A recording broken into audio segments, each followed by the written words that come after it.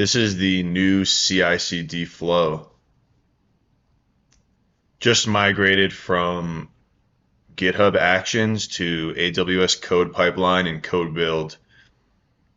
The source code is still on GitHub. I'm not using AWS Code Commit. I'm not using Code Commit, at least not yet. So when it pushes to main, Code Pipeline is watching for pushes. It's connected to the repo.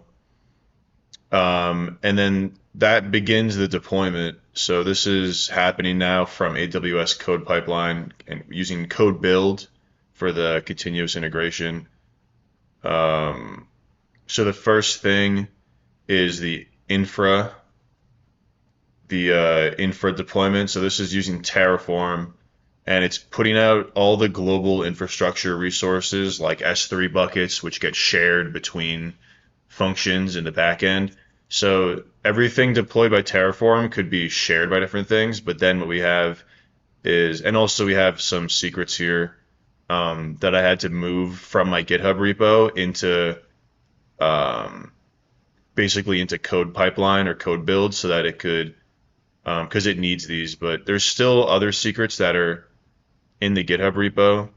But honestly, I don't even know if I'm using any of them anymore because most of the secrets are in AWS Amplify for the front end because most of the secrets are for the front end, which is not really related to, I mean, Amplify on the front end is in here somewhere, I guess, but it's not really in the visual.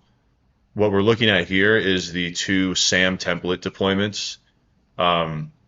So once the Terraform is deployed, the SAM templates are then deployed next, and there's two SAM templates. There's the CHADBOT API, basically the API for the app, the things that do things.